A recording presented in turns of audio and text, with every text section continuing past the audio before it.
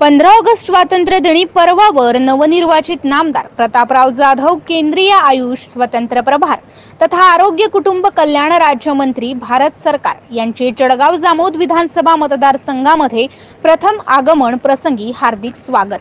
सोहळा कार्यक्रमाचे आयोजन मतदारसंघातील सहकार विद्या मंदिर वरवड बकाल तसेच केला आणि छोरिया सहकार विद्या मंदिर व कनिष्ठ महाविद्यालय जळगाव जामोद येथे करण्यात आले. मतदारसंघात 44,000 जमीन ओलिताखाली येऊन लवकरच मतदारसंघात 2 साखर कारखाने, शासकीय आयुर्वेद हॉस्पिटल, नवीन MIDC तसेच पिण्यासाठी शुद्ध पाणी, मोफत वीज, सोनाळा रेल्वे लाईन असे अनेक विकासाची कामे येणाऱ्या 5 वर्षात होणार असल्याचे प्रतिपादन जळगाव जामोद विधानसभा मतदारसंघाचे आमदार डॉक्टर संजय कुटे यांनी या सभेला संबोधित करताना केले. त्यावर केंद्रीय मंत्री प्रतापराव जाधव यांनी सुद्धा आपल्या भाषणातून शिक्कामोर्तब केलाय. वरवड बकाल येथील कार्यक्रमात महिलांनी आमदार संजय कुटे तथा मंत्री जाधव यांना राख्या बांधून औक्षण केले. या प्रसंगी खामगाव मतदारसंघाचे आमदार आकाश फुंडकर, बुलढाणा रबनचे उपाध्यक्ष डॉक्टर किशोर केला, भाजपा जिल्हाध्यक्ष सचिन बापू देशमुख, शिवसेना जिल्हाध्यक्ष शांताराम दाणे, राष्ट्रवादी संपर्क प्रमुख रंगराव देशमुख, भाजपा तालुकाध्यक्ष प्रकाश पाटील, राजेंद्र गांधी यांच्यासह भाजपा, शिवसेना, राष्ट्रवादी तसेच महायुतीच्या घटक पक्षाचे पदाधिकारी व कार्यकर्ते प्रामुख्याने उपस्थित होते. MCN न्यूज मराठी करिता रवींद्र शिरस्कार, संग्रामपूर, जळगाव. प्रमुख कार्यकर्त्यांच्या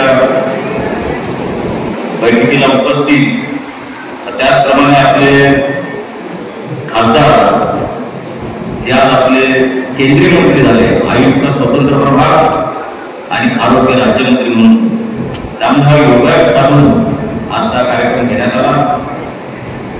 आणि या कार्यक्रमाला उपस्थित या देशाचे मंत्री आदरणीय खासदार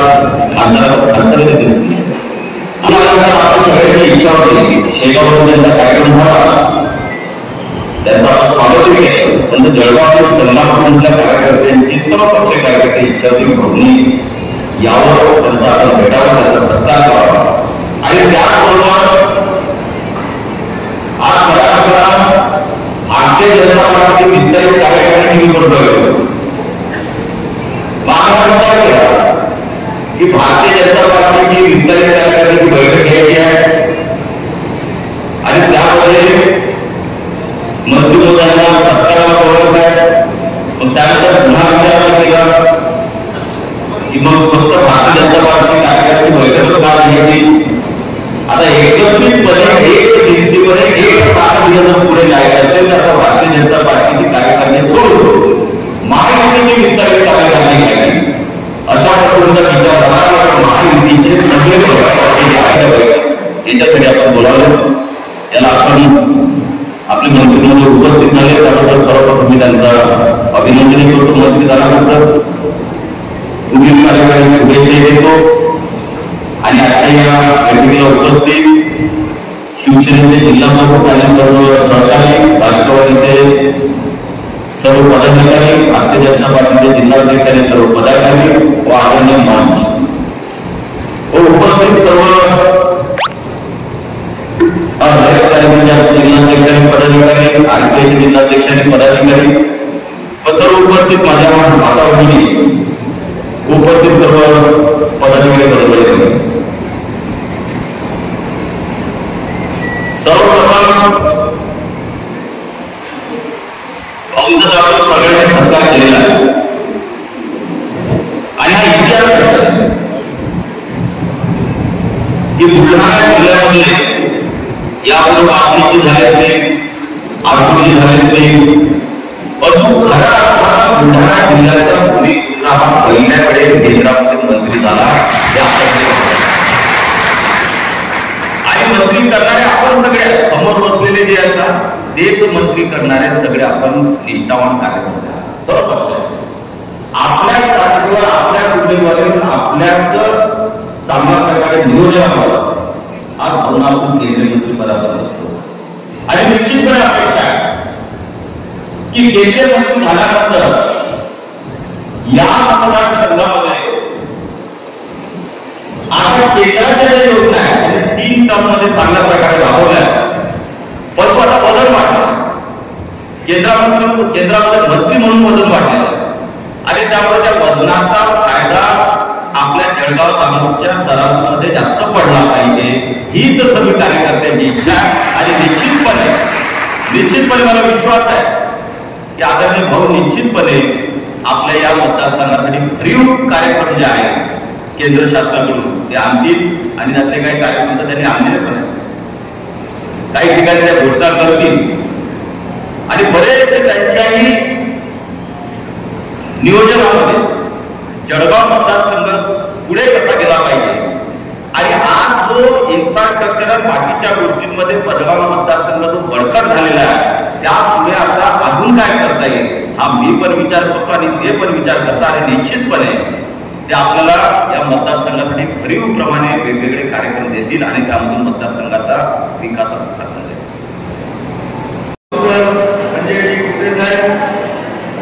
दुसरे आपल्या या ठिकाणी उपस्थित असलेले आमदार सन्माननीय श्री आकाशदादा फुटकर, व्यासपीठावर उपस्थित असलेले भारतीय जनता पक्ष, शिवसेना, राष्ट्रवादी, भाजप, राष्ट्रीय सर्व आपल्या महायुतीमधील घटक पक्षाचे सर्व जिल्ह्याचे तालुक्याचे पदाधिकारी, महिला आघाडीच्या सर्व पदाधिकारी आणि उपस्थित सर्व माझ्या महायुतीच्या बांधवांनो माता भगिनी, त्यांनी केलेली विकास कामं आणि त्याचबरोबर मी सुद्धा या ठिकाणी केलेल्या काही कामाचा उल्लेख केला. मी त्याचा पुनरुच्चार या ठिकाणी करणार. पण बांधवांनो, सर्वप्रथम आपल्या सगळ्यांना मनापासून खूप खूप धन्यवाद देतो आणि आपले आभार सुद्धा या ठिकाणी व्यक्त करतो की माझ्या या लोकसभेच्या चारही निवडणुकांमध्ये आपण सर्वांनी अतिशय काळजीनं मेहनत करून प्रचंड असं मताधिक्य आपल्या भागातून आपण मला दिलं. चारही त्या निवडणुकीमध्ये मध्ये आपण सर्वांनी सिंहाचा वाटा उचलला. त्याबद्दल पुन्हा एकदा मी आपल्या सर्वांच्या प्रति आभार व्यक्त करतो. इथे संग्रामपूर तालुका असेल, जळगाव विधानसभा मतदारसंघ असेल, खामगाव विधानसभा मतदारसंघ असेल की या दोन्ही विधानसभा मतदारसंघांनी मांडणार असतील या सगळ्यांनी अतिशय नियोजनबद्ध असं काम करून आपला हा विजय या ठिकाणी साकार या ठिकाणी माझा चौथ्यांदा विजय होणं. त्याचबरोबर या देशामध्ये जे कधी पूर्वी झालं नाही ते तिसऱ्यांदा केंद्रामध्ये एनडीए भारतीय जनता पक्ष एनडीएचं सरकार स्थापन होणं आणि सलग तिसऱ्यांदा माननीय नरेंद्र मोदीजी यांनी पंतप्रधानांची शपथ घेणं हा सुद्धा एक इतिहास आहे. आणि तो इतिहास देशामध्ये घडला आणि तो इतिहास आपल्या या बुलढाणा मतदारसंघाने सुद्धा घडवला की सलग 4 वेळा खाता म्हणून आपण लोकांनी मला निवडून दिलं, माझ्यावर भरभरून दिलं आणि आपल्या सगळ्यांची तीव्र इच्छा आहे. वडीलधाऱ्यांचे आशीर्वाद, तरुणांचं सहकार्य, माताभगिनीचे आशीर्वाद या सर्व गोष्टीमुळे केंद्रामध्ये प्रधानमंत्री सुद्धा त्या ठिकाणी त्याबद्दल सुद्धा मी शिवसेना पक्षाच्या वतीनं माझं नाव दिल्याबद्दल आपले मुख्यमंत्री एकनाथराव शिंदे असतील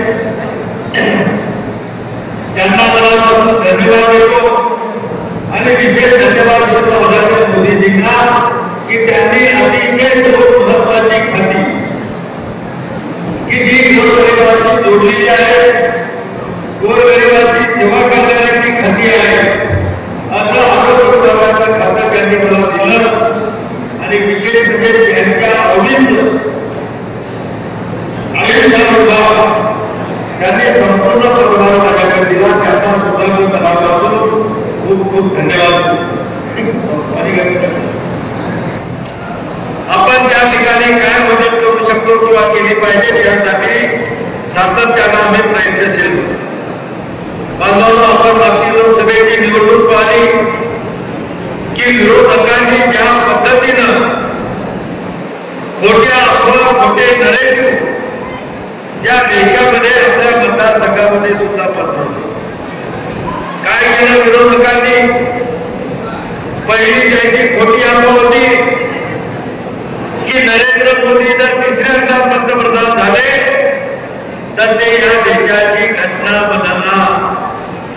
घटना बदलली तर गोरगरिबाच्या सवलती जाणार, आपल्यावर अन्याय होणार. दुसरी मोठी अफवा होती की जर नरेंद्र मोदी तिसऱ्यांदा पंतप्रधान झाले तर मुस्लिमांना पाकिस्तानमध्ये काढून देणार. अशा वेगवेगळ्या प्रकारच्या अफवा त्यांनी पसरवल्या.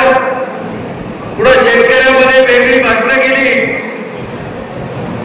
दुसऱ्या दलित समाजामध्ये जाऊन वेगळ्या अफवा केल्या, मुस्लिम समाजामध्ये जाऊन त्यांना वेगळ्या प्रकारचे काम करण्याचं काम. आणि निश्चित त्या गोष्टीला उत्तर देण्यामध्ये आमचा कार्यकर्ता कुठेतरी कमी पडला. पदाधिकारी म्हणून आम्ही सुद्धा कुठेतरी कमी पडलो. सुद्धा पहिल्यांदा पंतप्रधानाची शपथ घेत असताना त्या संसदेच्या पायरीवर डोकं ठेवून त्यांनी आज प्रवेश केला. आणि ज्यावेळेस एखादी खोटी गोष्ट वारंवार आपल्या मेंदूवर ज्यावेळेस आढळते त्यावेळेस ती कधीतरी आपल्याला असं वाटायला लागतं किंवा इतर काहीतरी तथ्य हे पुढे काहीतरी थोडीफार खरी असेल. सरकार आलंय. तुम्ही मागच्या अनेक वर्षाचा महाविकास आघाडीचा कार्यकाळ तुम्ही पाहला. मला वाटते आमदार संजय कुटे साहेबांनी की कशा पहिल्या हातात होत्या, कसं काम केलं जात होतं हे सगळं त्यांनी त्या ठिकाणी सांगितलं. पण या 2 वर्षामध्ये तुम्ही आज झालेला महायुती सरकारचा कारभार तुम्ही पहा. बाबाराव एकनाथराव शिंदे साहेबांच्या नेतृत्वामध्ये मोठा उठाव झाला आणि शिवसेनेचे 40 आमदार 13 खासदार त्यांनी उठाव करून पुन्हा जी आपली मूळ युती होती भारतीय जनता पक्ष शिवसेनेची ती पुन्हा कायम करत या महाराष्ट्रामध्ये सुरुवातीला युतीचं सरकार. काही उभाटाची लोक आपल्याला गद्दार म्हणतात. त्या उभाटाच्या लोकांना